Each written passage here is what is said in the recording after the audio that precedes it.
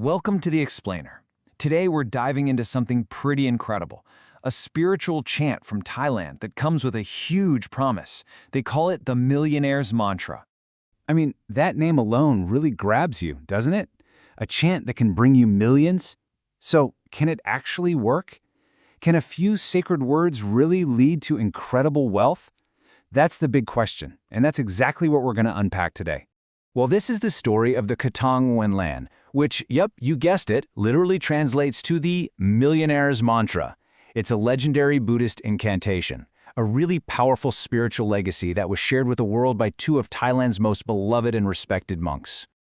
Okay, so let's get into the specifics.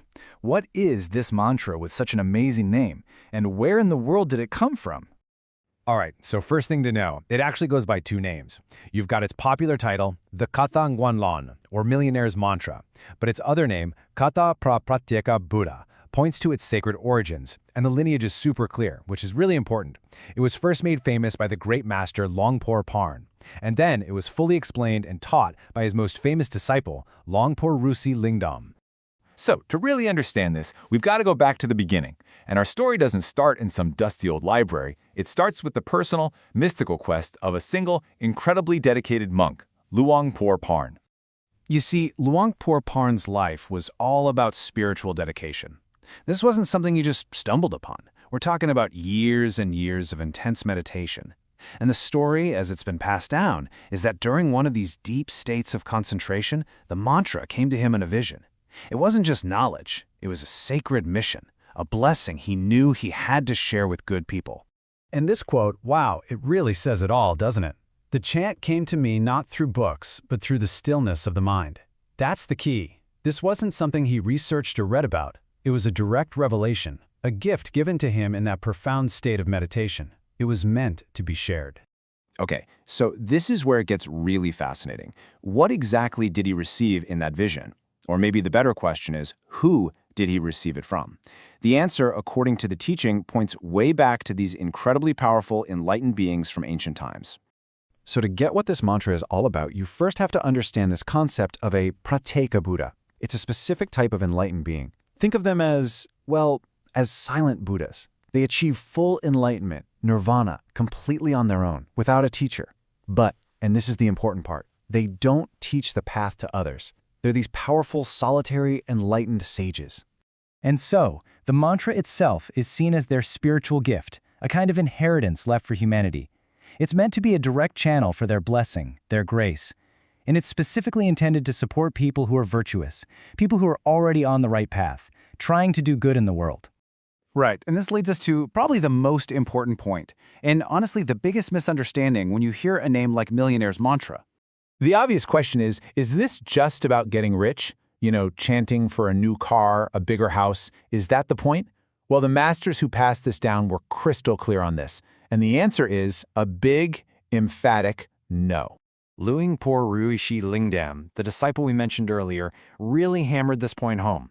He said the Pratyeka Buddhas offer this grace so that good people have the means to do more good deeds. It's not wealth for the sake of wealth, it's, as he put it, wealth to support virtue. What a powerful idea. And you can really see the difference in philosophy here, right? On one side, you've got just worldly riches. The goal is just to accumulate stuff for yourself, which can easily lead to greed. But on the other side, you have this idea of wealth for making merit.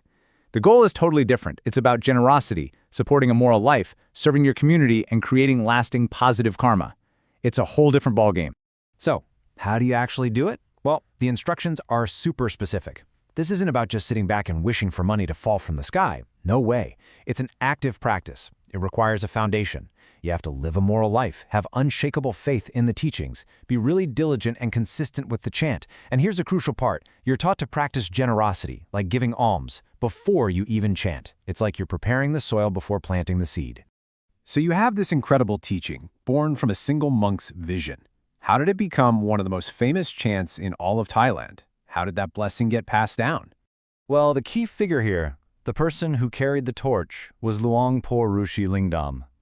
He was Luang Pho Pan's top disciple, and he basically made it his life's work to make sure his master's teachings weren't lost or misunderstood. He preserved them, he clarified them, and he shared them far and wide. And he did an absolutely amazing job. He didn't just parrot his master's words. He really explained the true purpose of the mantra, that it's all about supporting a virtuous life.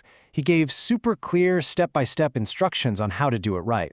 He's the reason it became so accessible and is still a living, breathing practice for so many people today. So if you take one thing away from this whole story, let it be this.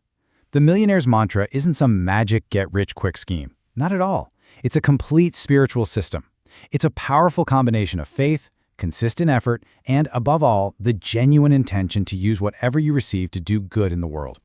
And that really leaves us with a pretty deep question to think about, doesn't it? In our world today, what does it truly mean to be prosperous? And maybe, just maybe, this ancient story gives us a clue that the blessings we hope to receive might be shaped more than anything by our own actions and the true intentions of our hearts.